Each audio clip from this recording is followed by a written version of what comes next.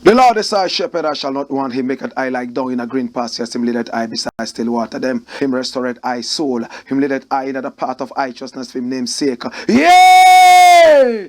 Though I rasta, I go walk through the valley of the shadow of death. I can't fear no evil, for thy rod and thy staff them comforted I and I. Uno prepare a table before I in the presence of our enemy them. Uno anointed I head with uno oil. My cup runneth over. Surely goodness and mercy. I go follow I all the days of I Ivan. Me I go dwell in the house of the Lord God Jah. Kadama we grumabe atela e. Igzag beer tana histalin. Abba shante shante shante shante shante shante Kadama we grumabe atela e. Where twos and threes meet in the name of the Most High Jah. And that's so Jaja there. If Jaja never build up your house, the builder I go build it in vain. Same way. If Jaja never watch upon your house, the watchman I go watch it in vain. The name of the Lord is a strong tower, and the righteous run into it, and they may save. Many are the afflictions of the righteous, but Jah shall deliver him from all of them. And I give thanks. And I give thanks. Aw mauso bolisa akpe akpe kaka akpe akpe. Aw mauso bolisa adanu wato. Ewo asikler for. This is the Black Pot, aka Kukushodomo, where we speak truth to power. And my name, Blakk Rasta. Let me just take the privilege to remind you that he that dwelleth in the secret place of the Most High Jah shall therein abide under the shadow of the Almighty. Give me God and take the rest of the universe. This is the Black Pot, aka Kukushodomo, where we speak truth to power. And my name, Blakk Rasta. Now, in every traditional African home, we know there must be a black pot.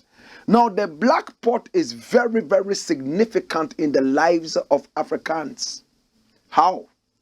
Now, the black pot represents the headquarters of nutrition.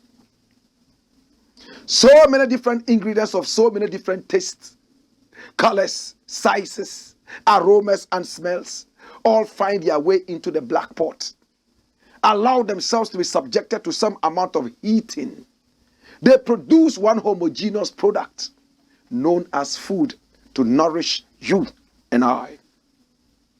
My brother, my sister, now the black pot represents the continent of Africa, and the ingredients in the black pot represent us. We are of different shapes and sizes and even heights. Even the color of our skin has different shades. We must selflessly come together just like the ingredients in the black pot come together in the black pot to interplay and interwork so that we will develop this beautiful continent known as Africa. We must be a tree planting generation, a Joshua generation. Now we will plant those trees. We might not live long enough to enjoy the shade of the trees. But does it really matter? The generations to come would enjoy these trees. Now, nations that have made it big were only big because of their ancestors, what their ancestors put in place for them, knowing very well that they would not enjoy these things at the time that they were building them. But they knew the present generation would come, enjoy that, build upon that, and leave that for the next generation to come. But in Africa, it looks like we do not have that kind of culture. It's all about chief selling land, sometimes in dollars and in pounds, blow the money on funerals, drink apiteshi and burkutu. Some of them even smoke kai kai. And when they blow it away, they don't care about what happens to the next generation. This is selfishness. No generation can ever prosper if they do not think generationally. This is the Black Pot, aka Kukushonemo, where we speak truth to power. We have a wide coverage. We are live on Pan-African TV, Ghana's #1. We are live on Loud Silence TV. Yes, via the power of satellite, we are seen all over the continent of Africa in full plume. Yes, total air supremacy. We are also on Ghana Web TV.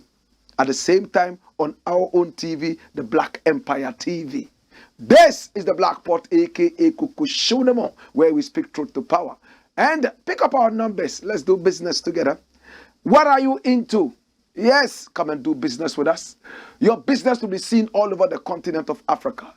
And remember, when you do business with us, apart from the fact that you gain and your business is all over, you also give us the financial might to do more.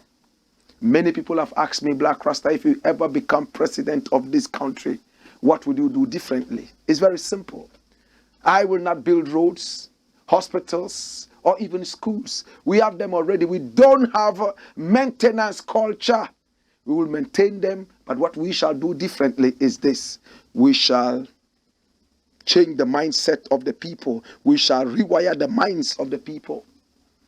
Now, the problem of Africa, majorly, is the mindset. If the mindset is right, patriotism would have a walk in the park. If the mindset is right, individuals will build hospitals. If the mindset is right, individuals will build road. Individuals at the same time will build the schools and hospitals. But if the mindset is wrong, even the hospitals that are built, individuals will go in there and destroy. They will steal things, thinking that they are enriching themselves, but they are actually crippling the whole generation. This is the Black Pot, aka Kukushonemo. Here we don't speak politics. What we do is called patriotism. Number 2, we don't criticize, but if we must criticize, we'd only just criticize to build and not to destroy. Sometimes we shed tears, all because we want to see the next generation grow. My name is Blakk RASTA. I am your Imperial Majesty, the King of the airwaves. I am your Pan-African friend. And the very first thing we want to look at today is rolling on your screen. It's coming like a tsunami. What does it say? Russia angered by Nana Addo. My God have mercy. Who is Nana Akufo-Addo? Nana Akufo-Addo is the man whose photograph you see on your screen. In fact, he's serving his second term now as president of the Republic of Ghana. Remember, in Ghana, we have 2 terms maximum for every president. And is for 4 years. Now, this man is full of rhetorics. In fact, we voted him into power because we thought that he was going to be a different president. But he's coming up as the worst president this country has ever had. He has run down the economy. Yes, now that the economy is beginning to show signs of strength, I do not trust these people. They could easily bring it down again because they are not ready to think. Their brains are not working. They are not patriotic. These were the people who chased Kwame Nkrumah into exile, chased him there and killed him. This man's grandfather and his family is a terrorist family that is anti-African and is always running after Britain and America, forcing himself to become one. My brother, my sister, we could go on and on and on. This is a Ghanaian president. Look at how he is dressed. Most of the time, he dresses like the house nigger. He is the food of the white man. Recently, he was in America, and as a house nigger, he had gone in there to report to his master that, oh, we have been with you all this while. And as you know, we don't really support Russia. We told Russia that we don't support them. We rather support Ukraine just like you. But Russia is in Burkina Faso. But this man had met with the Russian president before, Putin. And after meeting with Putin, what did he say at that time? When the Russians invaded Ukraine, Mr. President came out And this was what he said. Ukraine, we will hold Russia responsible if anything happens to a Ghanaian. Government warns. That was what Mr. President said. And watch it, the government of Ghana has warned it will hold Russia responsible if anything happens to any Ghanaian in Ukraine. And the Russian president said, wow. Now this was after the president said they will not support the invasion of Ukraine. In other words, they would be with Ukraine, just like America, England, and so many other nations went behind Ukraine.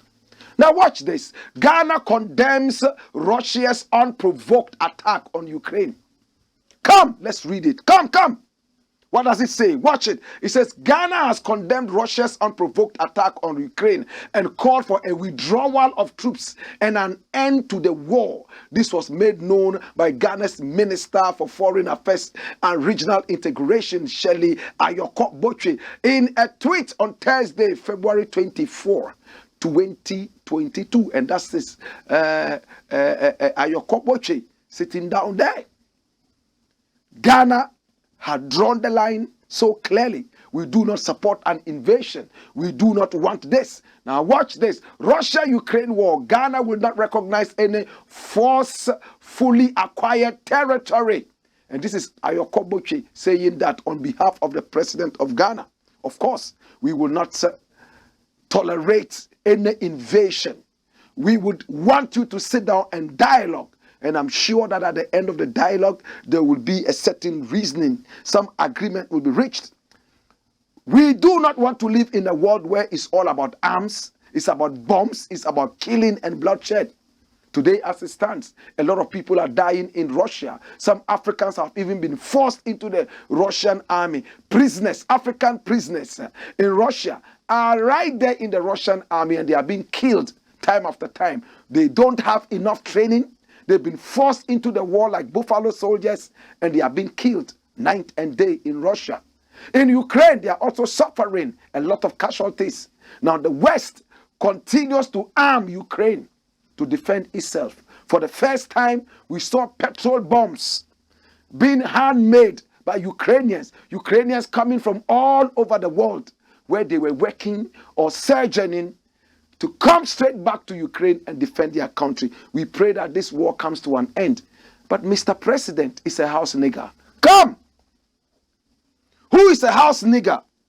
Now, in the days of slavery, there was something, my brother, my sister, called the Willie Lynch syndrome. The so-called slave master encouraged us to be lighter than each other. The lighter you are, the closer you were to the slave master. In fact, this Willie Lynch syndrome has gone a long way to make a lot of Africans bleach. The lighter your skin color, the better. The straighter your hair, the better. The longer your nose, the better. So we have so many surgeries going on in Africa. People want to look so much like the white man. Now, if you were a black man who had a lighter skin and you were closer to the white man, he treated you better. He gave you shoes to wear. Sometimes he would, try to give you something that will make the other slaves jealous. He would tell you you are the leader of the slaves. And you would have to go around, listen to them, and come and gossip to the so-called slave master. That was a house nigger. Nana Akufo-Addo is a house nigger. My brother, my sister. Now, this house nigger went to America, sat in America at the U.S. African Leaders Summit 2022. We have dealt with this, so we are going to be very, very swift with this. And he reported Burkina Faso and Russia together to the American people. What did he say? That Wagner, that is Wagner, the PMC Wagner Group, private military company. That's what PMC stands for. And these people have been there for so many years, from 2015 and even beyond. It's a private military company. And they are together under the Ministry of Defense of Russia. Russia uses it to do so many different things, including the time that it annexed Crimea. During the annexation of Crimea, Russia used Wagner. Now, Wagner is a mercenary group. Wagner is in Burkina Faso because there's a lot of terrorism in that country. Nana Akufo-Addo does not tell anybody, no AU, nothing. He goes straight to his master, the slave master, as the house nigger. And he sits with the slave master. He says, hey, listen, you know what? The Wagner group is there. In fact, they are called the mercenaries of Russia. They are there around our northern border. And then, to make it worse, Nana Akufo-Addo, the house nigger, says what? Hey, the Burkinabes are paying these Russians with mines. So the Wagner people are going straight, full access into the mines of Burkina Faso and taking the money. And Russians are angry. Watch this. Has Russian embassy in Accra directly responded to Akufo-Addo's Wagner allegations? Hold it there. Before this, the Burkina Faso Prime Minister and President together invited the Ghanaian ambassador to Burkina Faso to a meeting where he childishly, lack of diplomacy, told the Burkinabe people that, oh, my president did not mean to report you. He only wanted to draw the world's attention to the terrorism in Burkina Faso. Not even a kindergarten person would understand this. After your house nigger president told, come, after your house nigger president said that the Russian mercenaries are a threat to Ghana. Number two, that they are being paid with the mines in Burkina Faso. Is that the way you draw an attention? Is that the way you draw attention to any problem in a country like Burkina Faso? But because they don't know what diplomacy is, because they are house niggers, they would always mess up. They are true self. You should listen to Nana Akufo-Addo speaking with the American people at the U.S. African, Leaders Summit. It was a direct report, reporting another African nation to the Russians. And he said, please, we need you to come and help us and protect us against the mercenaries. You know that we've condemned Russia already. We don't really like Russia and blah, blah, blah, blah, boom, boom. He reported. We're going to cut it short. Watch this. The Russian government was mentioned in Washington, D.C. last week by President Nana Akufo-Addo when he alleged the Wagner Group, a mercenary organization linked to the government, is operating in next door Burkina Faso. President Akufo-Addo, who was in the U.S. for the U.S. African Leaders Summit in a meeting with Secretary of State Antony Blinken, called on the U.S. government to help deal with the threat posed by the group. I think that beyond everything, there is a matter that I want to urge upon you. Today, Russian mercenaries are on our northern border. Burkina Faso has now entered into an agreement, an arrangement to go along with Mali in employing the Wagner forces there. I believe a mine in southern Burkina Faso has been allocated to them as a form of payment for their services. Prime Minister of Burkina Faso in the last 10 days has been in Moscow. And to have them operating on our northern border is particularly distressing for us in Ghana, he said. Did he have to say this? This is classified information. He reported the people of Burkina Faso that they were paying for the services of the Wagner Group by giving them mines to operate in, and that their presence is a threat to the peace in Ghana. Watch this. It says, whilst the Russian government hasn't publicly reacted to the comments in which Akufo-Addo went further to allude to possible Russian aggression on Ghana because of her stance on the Russian-Ukraine conflict. The Russian embassy in Ghana has been posting subtle responses on Twitter. My brother, this first paragraph there is very important. I'm going to take it again. Watch. Whilst the Russian government hasn't publicly reacted to the comments in which Akufo-Addo went further to allude the possible Russian aggression on Ghana because of her stance on the Russia-Ukraine conflict, the Russian embassy in Accra has been posting subtle responses on Twitter. So Nana Akufo-Addo himself knows that because Ghana does not support the Russian aggression on Ukraine, there's the possibility of an attack from Russia. The most recent being an opinion piece by one Michael Mahanta on the TFI Global News Portal. The December 19, 2022 piece titled IMF Literally Bribes Ghana to Turn It Against Russia draws a link between Ghana's ongoing negotiations with the IMF for a bailout as motivation for Akufo-Addo's comments. Dash. Oh, you are. Ghana is so desperate. They want the head of the finance minister. They want the head of the president.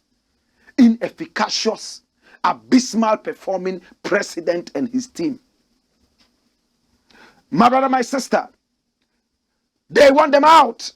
And once they want them out, the only way in is the IMF. The only way in is the IMF. Watch the tweet from the Russian embassy in Ghana with the blue tick. What does it say? Opinion by Michael Mahanta. Read in full. IMF literally bribes Ghana to turn it against Russia. My brother, you cannot discount some of these things. Ghana has made it clear to the IMF by action and by deed that if the IMF doesn't come here, Ghana is dead. And we're going to be looking at it later in the show. Ghana has become so desperate that whatever Russia throws in terms of any bait, I beg your pardon, the IMF throws in terms of any bait, Ghana is going to swallow it. Ghana is hopelessly hopeless and helpless. The Russians are watching. My brother, my sister, it is so unfortunate that in these times, instead of having Africa unite, we are rather disintegrating. Mr. President could have gone all the way to Burkina Faso to sit with the Burkinabe people, to look at the way forward with the AU. The might of the AU together will be able to subdue any form of terrorism in any country. But we are so toothless as bulldogs. We always would have to run to the slave master to come and help us. It's unfortunate. Watch this. And this is the Africa report. Ghana, Burkina. Akufo-Addo's Russia mercenaries comment sparks diplomatic rift. As you were told earlier, boom. Burkina is not happy with Ghana. The ambassador has been called. The ambassador is trying to get himself out of the maze. And now Russia is also coming in. Why would poor Ghana want the anger of Russia here? Why would Ghana want to sour relationships with Burkina Faso, next door neighbor? Their leader, Sankara, in fact, was inspired so much by Kwame Nkrumah. And when you read the story, it breaks your heart. Please, Mr. President, we know that you are old enough and probably you are ready to go home to your Lord and Savior. Have mercy on the little children who have seen nothing yet. Have mercy on the younger generation that has seen nothing yet. Don't be careless and bring the anger of the world on this country. We know you are desperate. You have messed up. You always have to run around and beg. But we must not be the sacrifice for your nonchalant, rascal behavior. If you are a house nigger, stay there. Don't join us. To God be the glory. This is the Black Pot, aka Kukushunomo, where we speak truth to power. Come! Next thing, And what does it say? It goes, boom, IMF, make or break for Ghana. So you see, that was what I was almost tempted to get into. IMF, make or break for Ghana. Am I the one saying it? Am I the one? Who am I? An unsuccessful IMF deal could cripple economy. And this is the finance minister of Ghana, Ken Ofori-Atta, speaking. Bring back the headline. An unsuccessful IMF deal could cripple economy. Ken Ofori-Atta. When was it published? Look at it. 19th December 2022. A couple of days ago at 5:41 p.m. Written by one Daniel Tete Kwabena for My Joy Online.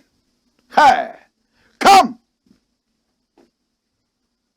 Finance Minister Ken Ofori-Atta has urged all Ghanaians to maintain an unshakable optimism towards the performance of the economy. That's a paradoxical statement. You are saying that the IMF deal, if it fails, the whole country crumbles down. 3 billion. 3 billion Ghana cedis, American dollars is what they need. And that if they don't get it, if the deal doesn't work out, the whole nation crumbles down. All the work of our ancestors comes to naught. But look at the opening statement. So paradoxical. Finance Minister Ken Ofori-Atta has urged all Ghanaians to maintain an unshakable optimism toward the performance of the economy. Mr. Ofori-Atta said that if the International Monetary Fund deal fails to be approved, the cost will be too huge to bear. While acknowledging the need to engage stakeholders, the minister explained that we must do all we can to sustain the gains of these initiatives, keeping in sight the urgency of the IMF board approval in Q1 2023.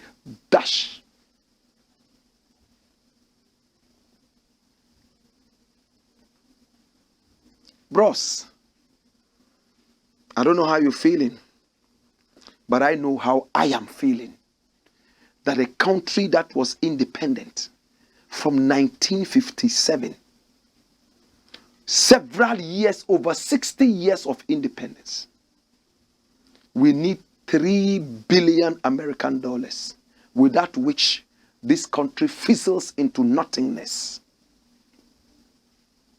It hurts me. The work of our ancestors demeaned. The work of the great ancestors who brought us thus far demeaned, nullified.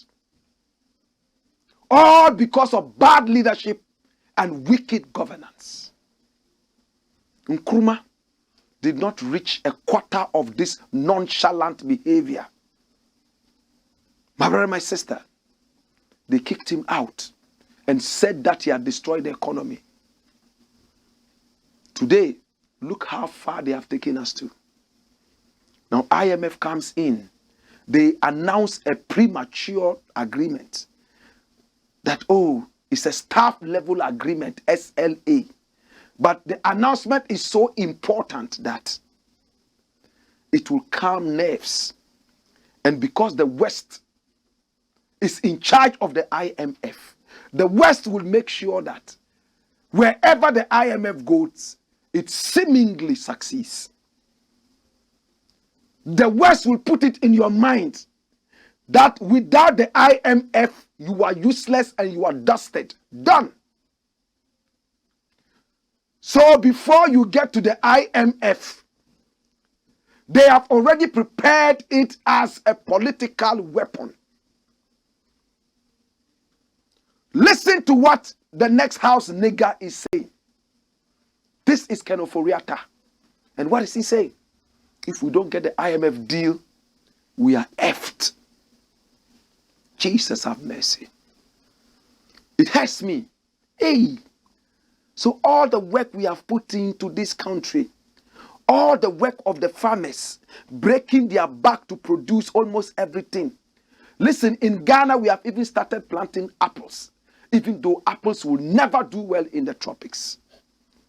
But apples are working because the blessing and the grace too much. A few months ago when I was in France, almost every corner I saw an apple tree. And the French people were not even eating it. The blessing is so huge.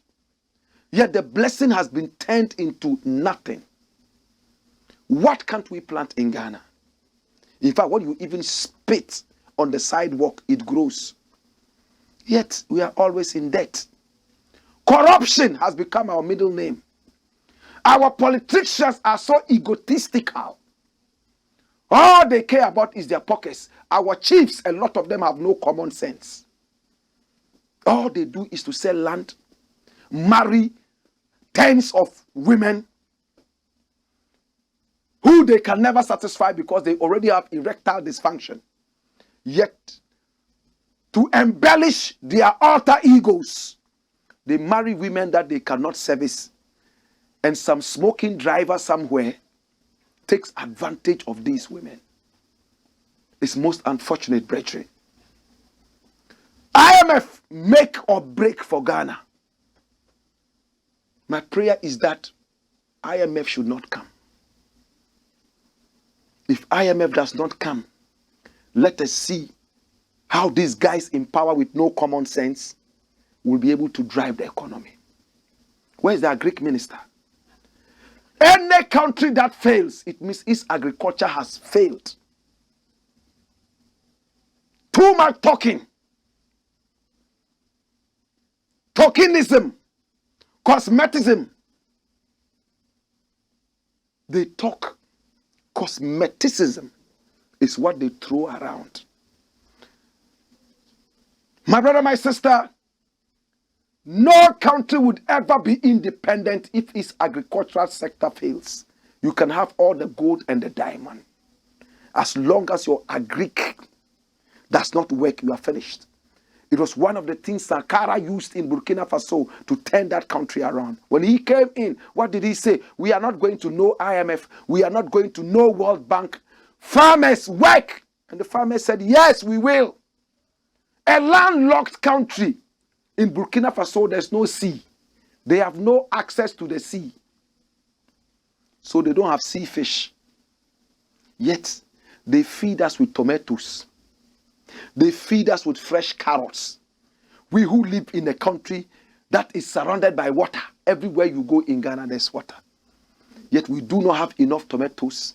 We have to fall on Burkina Faso to give us tomatoes. We have to fall on Burkina Faso, a landlocked, dry Sahelian country, to provide us with onions, provide us with carrots. Then you know that we are doomed. You know our leaders have no common sense. They would always go to the IMF. When Sankara did that, bam, first year, his country rose. Bam, second year, higher. Hey, hi, hi, like that. The West became threatened. If we let this boy move so fast, other African countries would learn from him. And if Africa truly gets independent, Europe will become the sacrifice. The West will become the sacrifice. We don't want it.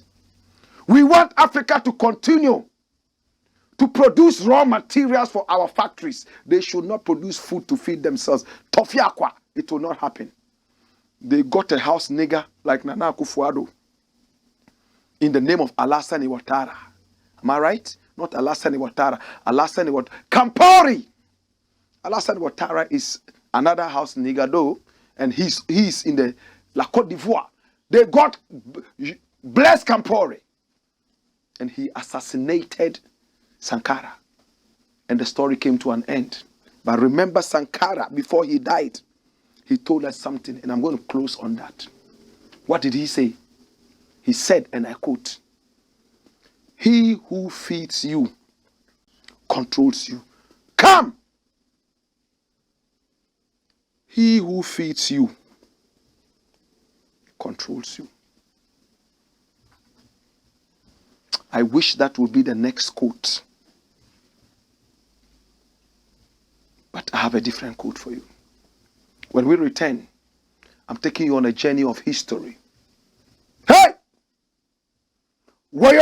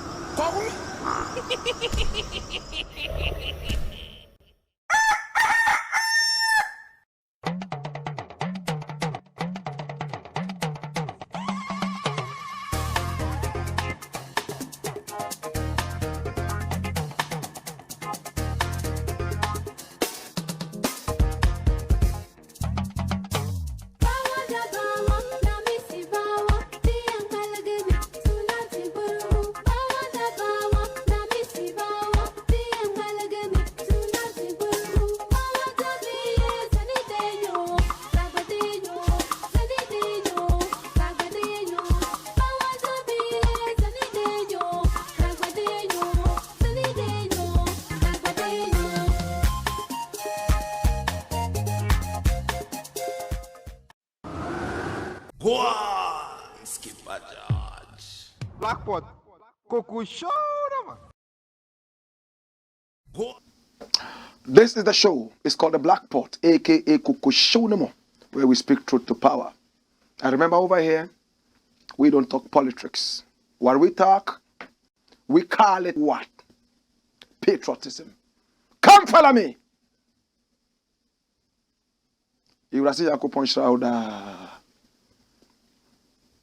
Next thing I want to look at is going to take us deep into the annals of history. I love history. Netherlands Prime Minister apologizes for slavery. Hallelujah. Ho aseda yo nyame nidia. Ho aseda yo nyame nidia. Ho aseda yo nyame nidia. Mento menka hadawa ya mame. Oh mo adawaya mame. Mo adawaya mame. Mo adawaya mame. Mento menka adawaya mame. Oh mon Dieu, je vous dis merci. Oh mon Dieu, je vous dis merci. Oh mon Dieu, je vous dis merci pour les choses que vous avez fait pour moi. My God. Hallelujah. Listen, my brother. This is a serious issue. And I need to lighten up in order to fly high. Netherlands Prime Minister apologizes for slavery. Who is this guy? He's called Mark Rutte. Look at this guy. Mark Rutte. I'm going to tell you something about him that will blow you away. This man was born in 1967. 10 years after the independence of this great country. He has been Prime Minister of the Netherlands since 2010. It means he's been there for how many years? 12 years. This man here is a social studies teacher. Can I say it again? This man here called Mark Rutte is a social studies teacher. I'm choosing my words carefully. I didn't say he was. He is a social studies teacher. Even as Prime Minister, the equivalent of president in most countries, he still goes to the classroom once a week or twice a week to teach social studies for 2 hours. That is how down to earth this guy here is. I could tell you more and more. Don't let me bore you with too much history because more history is yet to come. Hey, look at this guy. Look, listen, let me give you some history.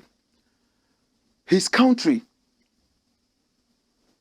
Dutchland, Netherlands, Holland is the same thing. Came into this country in the late 1500s. Late 1500s. Somewhere in 1598. They came all the way to present day Ghana. The Dutchland. They came here. Netherlands. And when they came, what did they do? They colonized this country. They went all the way to Commander and built a certain fort there. That is the fort. I have been there. I know what is in there. They built it. Why did they build this? For them to have their trade, East Indian trade, whatever. And they also engaged in slavery. Remember, the Portuguese were the first to come into this country. And they were the first to enter Africa, my brother, my sister, in terms of the slavery thing. So today we are talking about Dutch land, the Dutch people. So today when you go to the central region, there's a place called Dutch Commander. This area, Dutch Commander, because of the Dutch. D-U-T-C-H, Dutch. My brother, 1598, thereabout, they were here. Do you know when they left Ghana? 274 years later.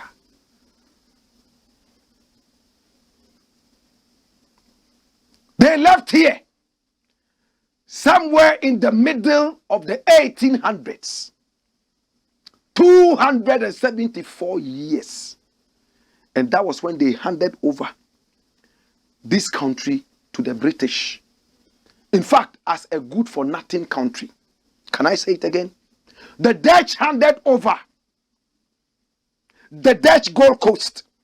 You know, the Portuguese came, so they controlled us. At the time, it was the Portuguese Gold Coast. Now the Dutch people came, we became the Dutch Gold Coast. Now the English people came and took us as cocoa from the Dutch because they were fed up with us. They didn't need us anymore. They had used us, abused us, and now it was time to refuse us after 274 years. The Dutch, listen to this carefully.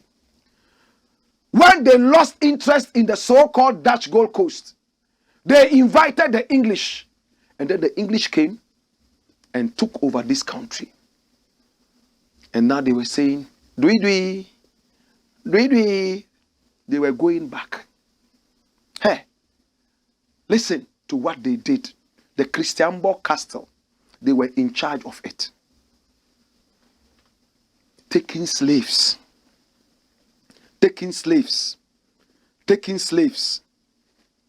As many.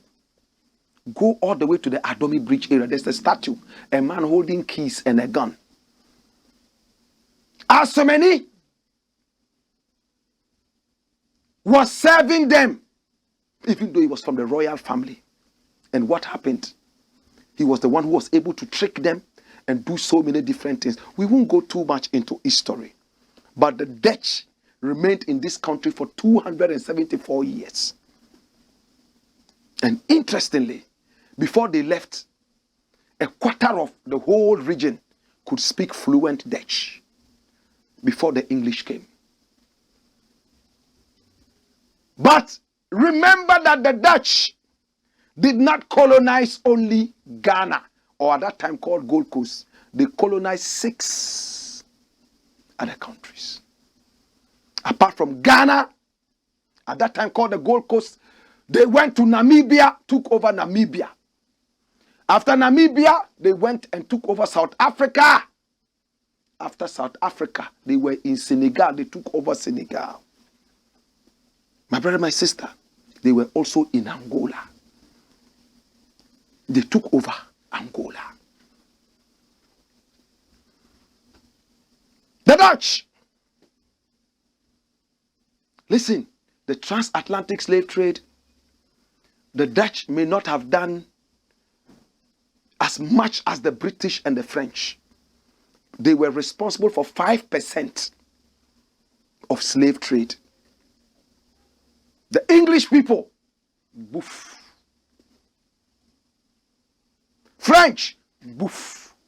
In fact, the English engaged in slavery more than any other. I'm taking you through this so you would understand what we're talking about. At the end of slavery, interestingly, Holland, Dutchland, you can also call it the Netherlands, was the last country on earth to abolish slavery. When every other country, the English said, let's abolish it. Oh, it's not good. It's inhumane. Oh, the Americans, oh, no, no, no, it's not good. Hey, Dutch land said, nah, we will do it. We like it. After the slave trade, they had enslaved at least 500,000 Africans. And 80% of all this came from my country, Ghana. 80% came from Ghana. My brother, they even recruited Akan soldiers. Show me that slide. They recruited Akan soldiers. Look at them. Come. How did they call them? Belanda Hitam. And Belanda Hitam is Indonesian language. It means the black Dutchman. Black Dutchman. 80% of all these were Akans. 20% from the north and other ethnic groups. Hey. And Java, the Javanese, they did not call them Belanda Hitam. They called them Landa Walanda. Landa Walanda. Black men whose names had been changed. You are no more called Kwame Mensah. You are called Vurush Ngush. You are dressed like a white man and given a gun to sign your own death warrant. They were called Belanda Hitam. That's them. And this happened between 1831 and 1872. 1872 was when the Dutch left the Gold Coast. After 274 years, our citizens were carried into Dutch land and slaughtered in the name of Belanda Hitam. My brother, but did the Dutch just come and take slaves? No, they didn't. There was a dangerous, bloodthirsty king, very dirty Ashanti king. His name was Nana Kwekudua the First. Very dirty king. Stinking dirty. This guy, he was the king of slavery amongst all the Ashanti kings. To the point that his own two sons, he sent them with the Dutch to go all the way to Dutch land and learn a trade. They should go to school. One of them was Kwesi Boakye. And let's read it together. What does it say? Kwesi Boakye was born on the 24th day of April in 1827. That was when the Dutch people were still here, the Dutch. He died on the 9th day of June in 1904. 5 years before Kwame Nkrumah was born. And he was a prince of the Ashanti Empire who was sent to the Netherlands together with his own cousin by name Kwame Poku in 1837. By his own father, the king of Ashanti, Kwekudua Penyin, aka Kwekudua the First, to receive education as part of larger negotiations between the Ashanti and the Dutch about the recruitment of Ashanti soldiers for the Dutch East Indies Army, aka Landa Walanda. Landa Walanda. Belanda Hitam, aka the Dutch, the black Dutch man. He sent his own Ashantis into war to be killed, go there and be killed, and carried slaves all the way, added them to the Dutch so that his two sons would be educated. And interestingly, he agreed that his two sons should return after their education. That guy you saw, Boakye, never returned. Look at him. He had become Landa Walanda. Look at his dressing. He had become like this, Dutch, speaking Dutch. He had gone to school, studied so much. He was also lecturing the universities, but Kwame Poku returned. But the moment Kwame Poku returned, because he had missed Fufu and Abenkwine, he died. But this guy remained there, never returned to Ashanti land. Mimimbra. Na Tommy Bium. Mimba. 274. Come! 174 years. They enslaved over 500,000 people, 80% of them are Khans, with the help of dirty kings of Ashanti, especially Kwekubia the First. So today,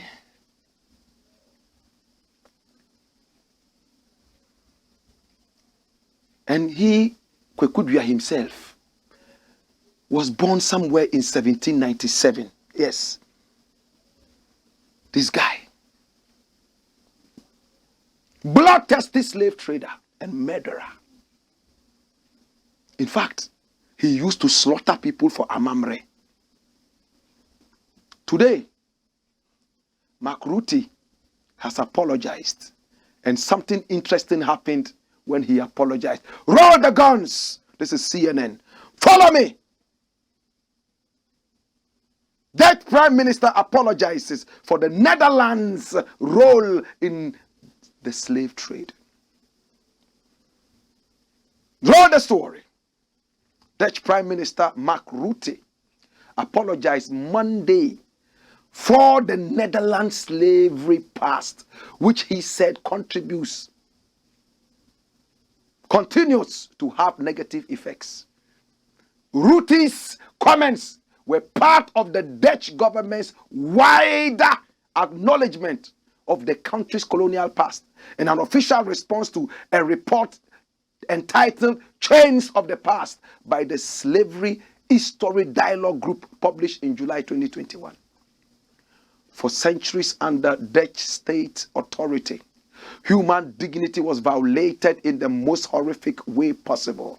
Rutte said during a speech at the country's National Archives in The Hague. He himself was born in The Hague. They call it Den Haag. And successive Dutch governments after 1863 failed to adequately see and acknowledge that our slavery past continued to have negative effects and still does. Oh Jesus. For that, I offer the apologies of the Dutch government. The Dutch Prime Minister said. Rutte also spoke briefly in English on Monday, saying, "Today, I apologize." And that's him standing there. For centuries, the Dutch state and its representatives facilitated, stimulated, preserved, and profited from slavery. For centuries, in the name of the Dutch state, human beings were made into commodities, exploited and abused, Rutte said. Rutte acknowledged that he had experienced a personal change in thinking and that he was wrong to have thought that the Netherlands' role in slavery was a thing of the past. It is true that no one alive now is personally to blame for slavery. But it is also true that the Dutch state, in all its manifestations through slavery, bears responsibility for the terrible suffering afflicted on enslaved people and their descendants. Oh Lord, have mercy. In early 2020, the Dutch government returned a stolen ceremonial crown to the Ethiopian government. The country profited greatly from the slave trade in the 17th and 18th centuries. One of the roles of the Dutch West India Company was to transport slaves from Africa to the Americas. The Dutch didn't ban slavery in its territories until 1863, though it was illegal in the Netherlands. Dutch traders are estimated to have shipped more than 500,000 enslaved Africans to the Americas. Reuters reports many went to Brazil and the Caribbean, whilst a considerable number of Asians were enslaved in the Dutch East Indies, which is modern Indonesia, the agency wrote.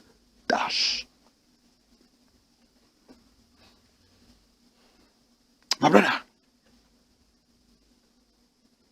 the English, are they apologized? Have they apologized? The French, have they apologized? Africans were treated like chattels, commodities. Just as this man here says, I have a lot of respect for Mark Rutte. Next time I go to England, I beg your pardon, the Netherlands, I'm going to look for him. There's no country I've gone to and I wish to see the president or prime minister and I never did. There's a certain grace, and that grace will lead me to him. I'll shake his hand. In the same vein, come.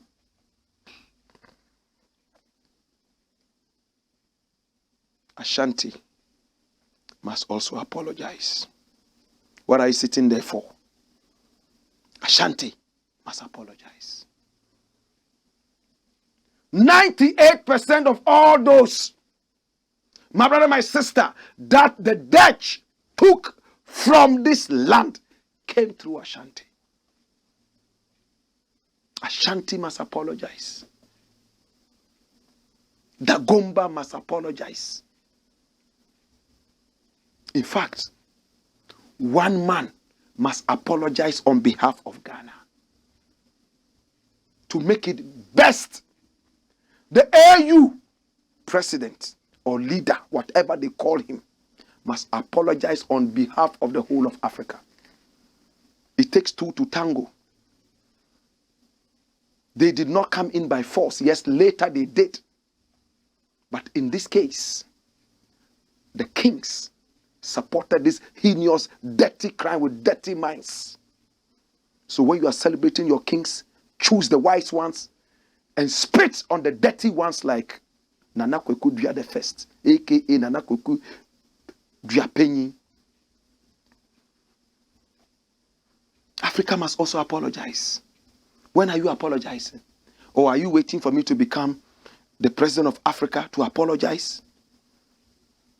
If Europeans are apologizing, even though they had a certain kind of business agreement in the early stages to carry our own brothers out, we must also be apologizing. I leave it here. I leave it here. I leave it here. Hey! Wayo!